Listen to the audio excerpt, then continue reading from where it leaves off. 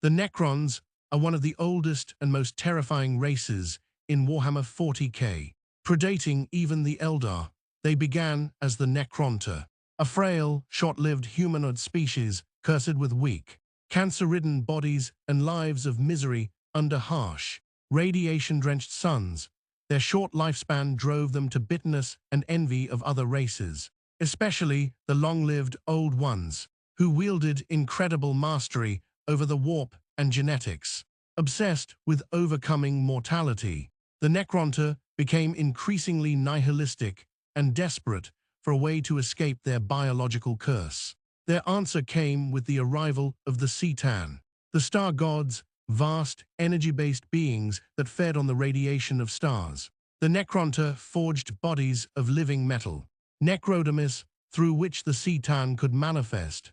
In return, the Citan offered them the gift of immortality. This gift became the biotransference, a process that transferred the minds of the Necronta into mechanical bodies of living metal. While this granted eternal life and resilience, it came at a horrific cost. Most Necrons lost their souls, individuality, and emotions. Only their leaders, the Necron nobles and overlords, retained fragments of personality, while the majority became mindless warriors, the Necron legions. With their new undying forms, the Necrons waged the war in heaven alongside their Citan masters against the Old Ones. The war shattered the galaxy, unraveling the Old Ones' empire and giving birth to the warp storms that would eventually allow chaos to flourish. Yet the Necrons' victory came at another price. The Citan betrayed and consumed countless Necrons, feeding upon their life force.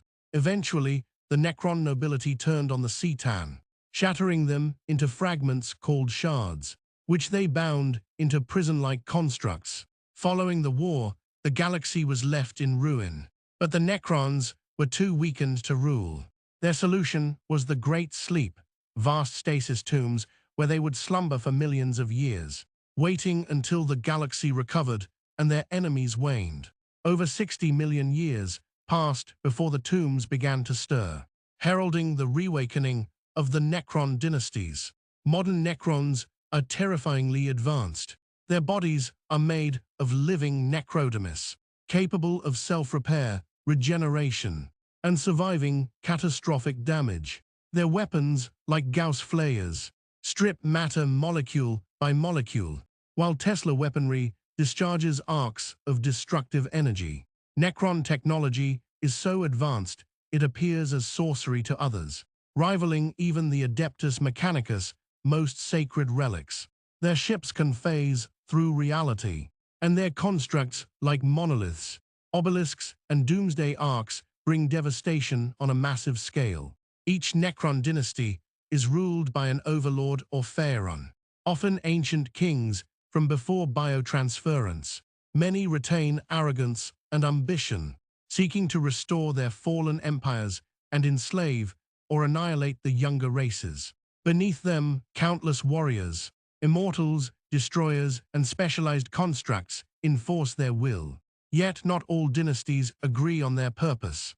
Some seek domination, others revenge, and a few even regret their soulless immortality, haunted by what they lost. Unlike Chaos or the Orcs, the Necrons are not driven by madness or instinct, but by cold, logical will. They are relentless, patient, and efficient, a true machine empire guided by the memories of ancient monarchs. To face them is to fight an enemy that does not tire, does not fear, and cannot truly die. The galaxy of the 41st millennium trembles not only at the rising tide of chaos or tyrannids, but at the fact that the Necrons are waking up, dynasty by dynasty, to reclaim the stars they once ruled.